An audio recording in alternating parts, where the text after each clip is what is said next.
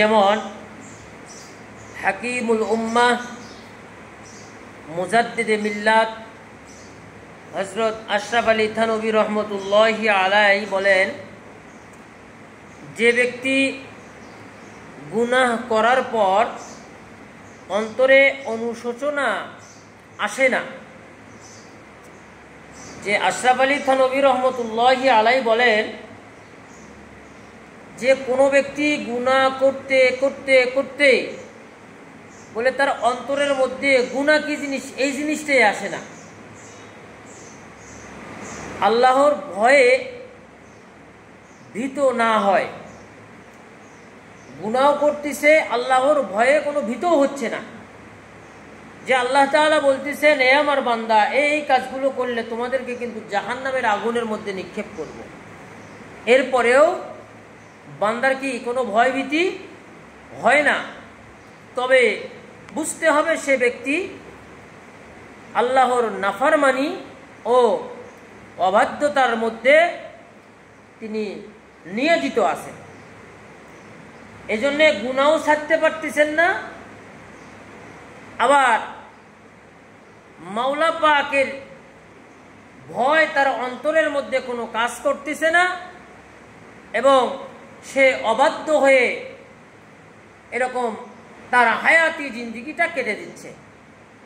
মোট কথা, গুনাহ করার পর অন্তরে পেরেশানি বা গুনাহের জন্য আল্লাহর আযাবের ভয় অন্তরে আসা ভালো লক্ষণ। যদি কোনো ব্যক্তি গুনাহ করে, গুনাহ করার পরে যদি সে আল্লাহর বান্দা বুঝতে পারে যে আমি গুনাহ করতেছি, আসলে গুনাহ করা আমার জন্য খারাপ, আর এই গুনার কারণে মাওলা আমাকে জাহান্নামের আগুনের মধ্যে নিক্ষেপ করবে, বড় আযাবের মধ্যে নিক্ষেপ করবে, কঠিন আযাবের মধ্যে গ্রেফতার করবে, এই ফিকির যদি কারো অন্তরের মধ্যে থাকে তাহলে এটা হচ্ছে ভালো লক্ষণ। যে গুনাহ যদি একটু করে বলে সঙ্গে সঙ্গে সে গুনার কাফারা আদায় করে নেয় আর বলে আল্লাহ আমি গুনাহটা করে আসলেই ভুল করেছি, আমি তো এটা নফসের ধোকায় শয়তানের ধোকায় পড়ে করেছি। এজন্য গুনাহ করাটা সহজ, কিন্তু গুনাহ মাপ চাওয়াটা বড় কঠিন। আমরা গুনাহ করতে করতে করতে করতে জমিন থেকে আসমান পর্যন্ত গুনাহ করে ফেলছি, কিন্তু আমরা গুনাহের কথাই স্মরণ করি না। এই জন্য গুনাহ করার পরে আল্লাহর ভয় এবং আযাবের ভয় অন্তরে আসা, এটা একটা ভালো লক্ষণ। যেমন হযরত মানসুর ইবনে আম্মার রহমতুল্লাহি আলাইহি বলেন, এক যুবককে নসিহত করতে গিয়ে বলেছেন, ইবনে আম্মার রহমতুল্লাহি আলাইহি এক যুবককে নসিহত করতে গিয়ে বলেছেন, হে যুবক, অবশ্যই খেয়াল রাখবে তোমার দ্বারা তোমার যৌবন যেন তোমাকে ধোকায় না ফেলে। এই হযরত মানসুর ইবনে আম্মার রহমতুল্লাহি আলাইহি বলেন, হে যুবক, সাবধান হয়ে যাও, সাবধান হয়ে যাও, তোমার যৌবন যেন তোমাকে কোনো ধোকায় না ফেলতে পারে। কেননা যৌবনের তারায় অনেক মানুষ গুনাহের কাজ করে, বড় বড় গুনাহ করে। এই যৌবনের তারায় এই যুবকেরা গুনাহ করতে করতে তার জীবনের প্রথম থেকে শুরু করে শেষ পর্যন্ত গুনাহ, শুধু গুনাহ। এই জন্য মানসুর ইবনে আম্মার রহমতুল্লাহি আলাইহি বলেন, এই যুবক, তোমাকে যেন তোমার যৌবন কোনো গুনাহের কাজে ধোঁকা না দিতে পারে। সাবধান থাকবে, তুমি সাবধান থাকবে। এমন কত যুবককে আমি দেখেছি যা তওবাকে পিছনে রেখে নিজের অন্তরের চাহিদাকে অগ্র অধিকার দেয়।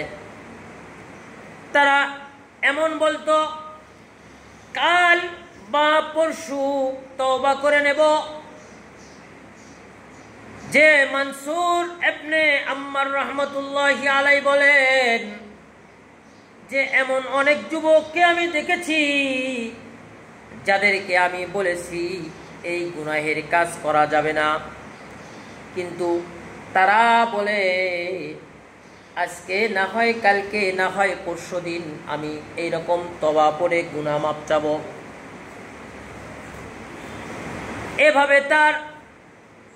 এভাবে তারা তওবার ব্যাপারে সময় যাপন করতে করতে একদিন মৃত্যুবরণ করে ফেলে। যে আজকে না হয় কালকে পরশু আমি তওবা করে নেব। এরকম একদিন দুই দিন সময় চাইতে চাইতে ওই যুবকের কাছে কখন মালাকুল মউত আজরাইল আলাইহিস সালাতু ওয়াস সালাম চলে আসে সে বুঝতেও পারে না কখন আমার কাছে মালাকুল মউত এসে গেছে। তওবা আর করা হয় না। মালাকুল মউত আসার পরে তার জান কবজ করে নিয়ে চলে যায়, কিন্তু আল্লাহর বান্দা আর তওবা করতে পারে না। তওবা না করেই দুনিয়ার থেকে বিদায় নিয়ে চলে যায়।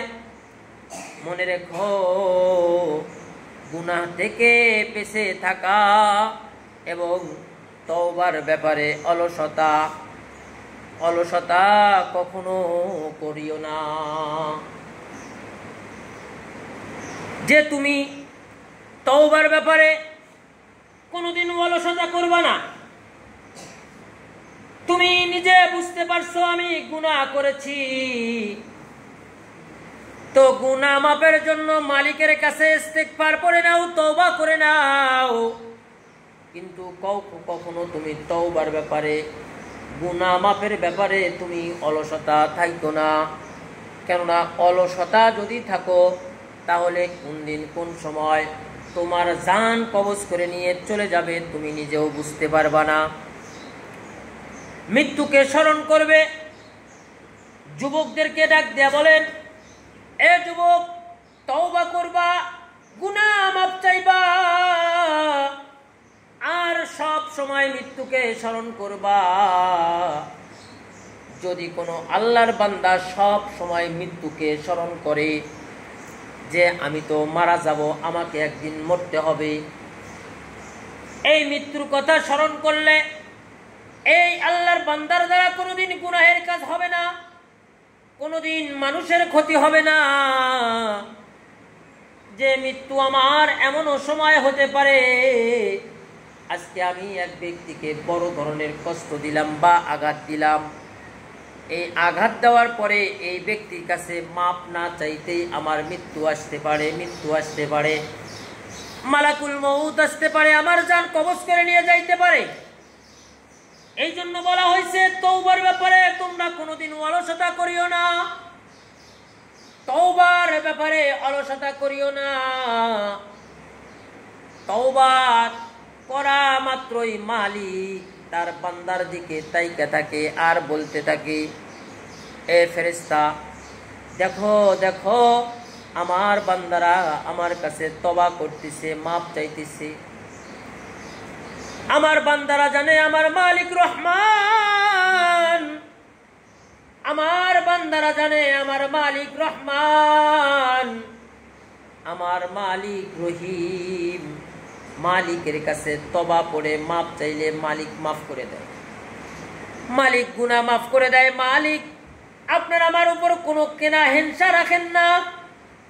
আপনার আমার মালিক সব সময়ের জন্য বলে, পিছন থেকে ডাইকা ডাইকা বলে, আমার বান্দা কে আসো, আমার কাছে গুনাহ মাফ চাও, গুনাহ মাফ চাও, আমি আল্লাহ তোমার গুনাহ মাফ করে দেব।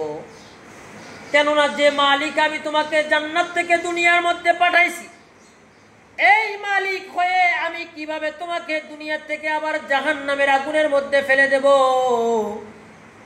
এই জন্য মালিক প্রত্যেকটা মুহূর্তে মুহূর্তে তার বান্দাদেরকে ডাইকা ডাইকা বলে, এ আমার বান্দা, এ আমার বান্দা, আমার কাছে তুমি গুনাহ মাফ চাও, গুনাহ মাফ চাও, গুনাহ মাফ চাও, তওবা করো, আমি আল্লাহ তোমার তওবাটাকে কবুল করে নেব, তোমার গুনাহ আমি আল্লাহ মাফ করে দেব। কোরআনুল কারীমের মধ্যে মালিক ডাক দিয়ে বলেন, ইয়াউমা লা ইয়ানফাউ মালু ওয়ালা বানুন ইল্লা মান আতাল্লাহা বিকলবিন সালিম। মালিক আপনাকে আমাকে ডাক দিয়ে বলেন, এ আমার বান্দা, এ আমার বান্দা,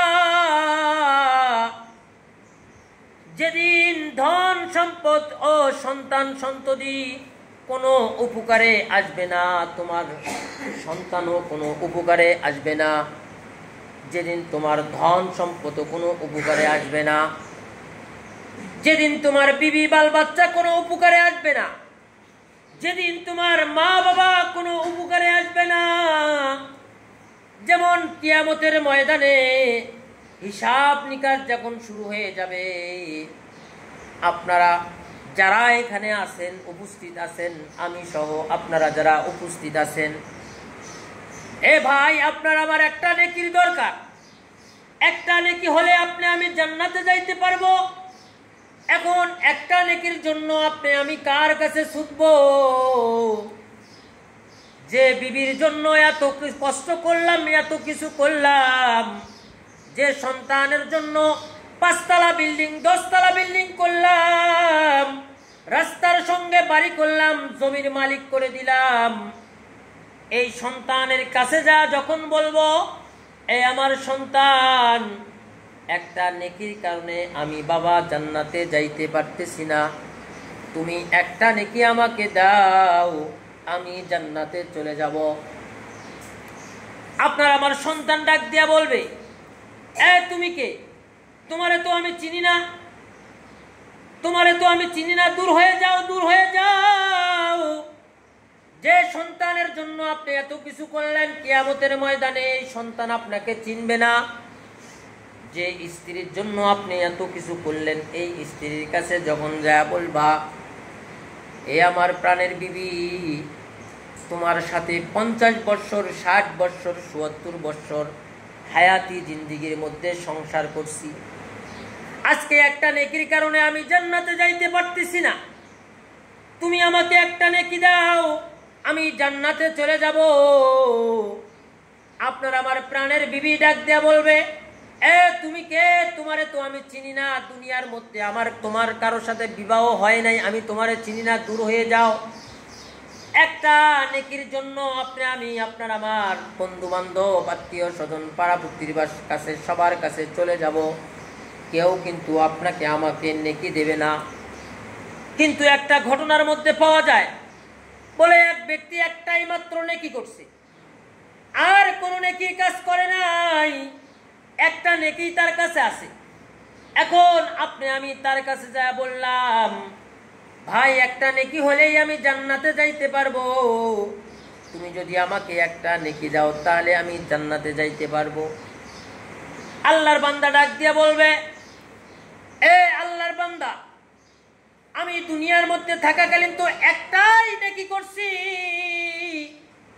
আর নেকি করতে পারি নাই, এই একটা নেকি দিয়ে তো আমি জান্নাতে যাইতে পারবো না, এই একটা নেকির কারণে তো আমি জাহান্নামে চলে যাব। অতএব যাও যাও যাও, তোমাকে আমি এই একটা নেকি একটা সওয়াব দিয়ে দিলাম। আল্লাহর বান্দা একটা নেকি পাওয়ার পরে আল্লাহ তাআলা রব্বুল আলামিনের কাছে যাবেন, যায় বলবেন, মালিক, এই যে একটা নেকি শর্ট ছিল, আপনার ওই বান্দা দয়া করে আমাকে একটা নেকি দিয়েছে, এখন আপনি আমাকে জান্নাতে যাওয়ার ক্রান্তি দিয়ে দেন, সুপারিশ করে দেন। মালিক ডাক দিয়া বলবে, এ আমার বান্দা, তোমাকে যে একটা নেকি দান করলো, একটা নেকি দিল, ওই ব্যক্তিকেও আমার সামনে নিয়ে চলে আসো। যখন এক নেকি দেওয়া ব্যক্তিকে তার সামনে নিয়ে চলে আসলো, আসার পরে বলা হইল, তুমি তাকে নেকি কেন দিলা? বলে, মালিক, দুনিয়ার মধ্যে আমি তো নেকির কাজ করি নাই, একটাই মাত্র নেকি করছি, এই একটাই নেকি আমার আমলনামায় লিপিবদ্ধ হয়ে গেছে, এই একটা নেকি দিয়ে তো আমি জান্নাতে যাইতে পারবো না, আমার তো ঠিকানা জাহান্নাম। আমি চাই যে আমার এক আল মুসলিমু আখুল মুসলিম, আমার এক মুসলমান ভাই যদি আমার একটা নেকির কারণে জান্নাতে যাইতে পারে, এইটা তো শুকরিয়ার বিষয়। তখন মালিক ডাক দিয়া বলেন, এ আমার বান্দা, একটা নেকির কারণে তুই জান্নাতে যাইতে পারিস নাই, আজকে তোকে একটা নেকি দেওয়ার কারণে তুই জান্নাতে যাইতে পারতেছিস। আর ওই এক নেকি দেনওয়ালা ব্যক্তির দিকে তাকাইয়া আমি মালিক বড় খুশি হয়ে গেছি, আমি মালিক ওর ওপরে খুশি হয়ে গেছি, ওর ওপরে যে আমার গুসা ছিল, রাগ ছিল, সব আমার পানির মতো হয়ে গেছে, ঠান্ডা হয়ে গেছে।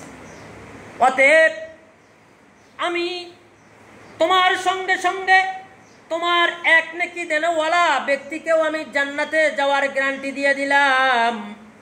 যাও যাও যাও, তুমি ওই বান্দাকে সঙ্গে করে নিয়ে জান্নাতের মধ্যে চলে যাও।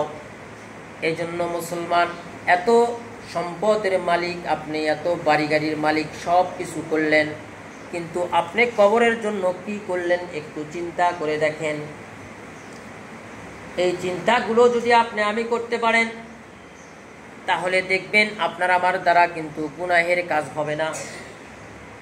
এই জন্য ধন সম্পদের আপনার আমার অসর আদায় করতে হবে। এরপরে আপনার আমার সন্তান সন্ততিদেরকে নামাজের হুকুম হাকামগুলো করতে হবে, সন্তানদেরকে সঠিক রাস্তা দেখাইতে হবে। এই জন্য আপনাকে আমাকে সঠিক রাস্তা বাঁচানোর জন্য আপনার আমার ফ্যামিলির থেকে শুরু করতে হবে। কেননা আপনি আমি নিজে বাঁচলাম, কিন্তু আপনার আমার পরিবারকে যদি না বাঁচাই, না নামাজের কথা বলি, তাহলে কিয়ামতের ময়দানে আপনি আমি কিন্তু ধরা খেয়ে যাব। লোকমান হাকিম, এই লোকমান হাকিম এই কথা বুঝাইতে গিয়ে একটা কথা বলছেন, এ আল্লাহর বান্দারা, ভালো করে শুনে রাখো, তোমার দেহের মধ্যে যে তিনটা অংশ আছে, এই তিনটা অংশ কিন্তু তিনজনার, তিন ব্যক্তির এই তিনটা অংশ। এক নাম্বার অংশ হচ্ছে রূহ। এই রূহ কিন্তু তোমার জন্য নয়, এই রূহটা হচ্ছে মালিকের। এই রূহটা কিন্তু মালিকের হুকুম আহকাম পালন করে, এই জন্য এই রূহটা আল্লাহ তাআলার জন্য। দুই নাম্বার তোমার জন্য, এ বান্দা, তুমি যে আমল করছো, এই আমলটাই শুধু তোমার কবরের সাথে চলে যাবে। এই জন্য এই আমল, দুই নাম্বার যে কারণটা হচ্ছে আমল, এই আমলটা তোমার শরীরের মধ্যে তিনটা অংশের মধ্যে এক অংশ হচ্ছে আল্লাহ তাআলার, আর একটা অংশ হচ্ছে আপনার আমার জন্য। আর একটা অংশের কথা বলতে গিয়ে বলেন লোকমান হাকিম বলেন, আর একটা হচ্ছে অঙ্গ, এই অংশটা হচ্ছে, সেটা হলো পোকামাকড়দের জন্য। আজকে আপনি মারা গেছেন, আপনার দেহের কোনো এরকম কষ্ট হবে না, আযাব হবে না, বলে আপনার রুহের আযাব শুরু হয়ে যাবে, আপনার রুহের কষ্ট দেওয়া শুরু হয়ে যাবে। এই জন্য মুসলমান, আপনার আমার শরীরের মধ্যে, অঙ্গ প্রত্যঙ্গের মধ্যে সবটা জিনিস আপনাকে আমাকে মাওলা পাকের জন্য স্থাপন করতে হবে।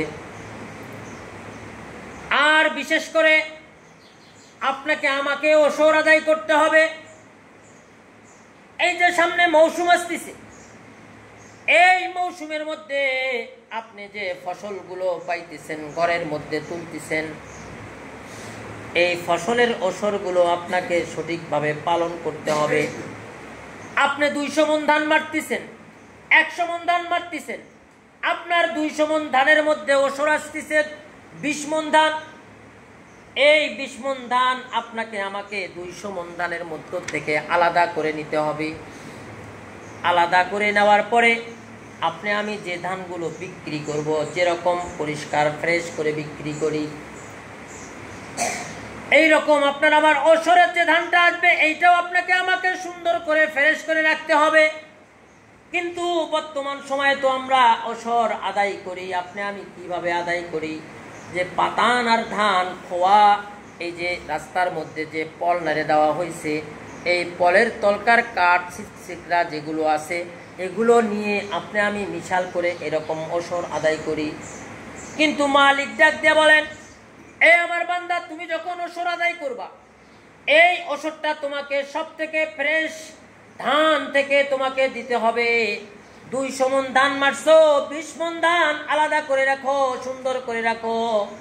কেননা তুমি এই 200 মণ ধানের মধ্য থেকে 180 মণ ধান যদি বিক্রি করতে চাও, 1000 টাকা মণ যদি হয়, আর এই ধানটাকে সুন্দর করে শুকাইয়া যদি বাতাস দিয়ে পাতানগুলো সাইড করে আপনি যদি বিক্রি করেন, তাহলে 1000 টাকার জায়গা 1200 টাকা হয়ে যাবে। ঠিক তেমনিভাবে মালিকের দরবারে ওসর আদায় করার জন্য, এই ওসর যখন আপনি আদায় করবেন, ফ্রেশ ধান দিয়ে যখন আদায় করবেন, তখন এই ওসর আদায়টা মালিকের দরবারে গ্রহণযোগ্য হয়ে যাবে। এই জন্য আপনাকে আমাকে ফ্রেশ ধান ওসর আদায় করতে হবে, 20 মণ ধান আলাদা করতে হবে। এই 20 মণ ধান আপনার আমাকে করতে হবে, এলাকার মধ্যে যারা গরিব অসহায় আছে তাদেরকে দিতে হবে। আর ইতিম অসহায় মাদ্রাসাগুলোতে এই ধানগুলো, ওসরের ধানগুলো দিতে হবে। এইভাবে আপনাকে আমাকে ওসর আদায় করতে হবে। হযরতে রুমি রহমতুল্লাহি আলাইহি বলেন যে একটা পোকা দিয়ে আপনাকে আমাকে দুনিয়া এবং আখিরাত বুঝাইছেন। হযরত রুমি রহমতুল্লাহি আলাইহি বলেন, এক পোকা আঙ্গুর খাওয়ার জন্য আঙ্গুরের গাছের মধ্যে উঠে গেছে। আঙ্গুর খাইতে গিয়ে দেখা যায় আঙ্গুরের পাতাগুলো চাবাইয়া চাবাইয়া খায়া ফেলছে। খায়া ফেলার পরে কিছুক্ষণ পরে ওই পোকাটা মারা গেছে। রুমি রহমতুল্লাহি আলাইহি বলেন, যে পোকাটা আঙ্গুর খাওয়ার জন্য পাতা খেয়ে দুনিয়ার থেকে বিদায় নিয়ে চলে গেল, আজকে বর্তমান সময়ে আপনি আমি দুনিয়ার লোভে পড়ে আপনি আমি জান্নাতের আঙ্গুর খাওয়া বাদ দিয়ে দিলাম। এই জন্য আপনাকে আমাকে সব কিছু সঠিকভাবে আদায় করার চেষ্টা করতে হবে। ওসর সঠিকভাবে আদায় করার চেষ্টা করতে হবে। ওসরের মধ্যে কৃপণতা করা যাবে না। আবার ওসরের ধান মসজিদে দেওয়া যাবে না। ওসরের ধান মসজিদে দেওয়া যাবে না।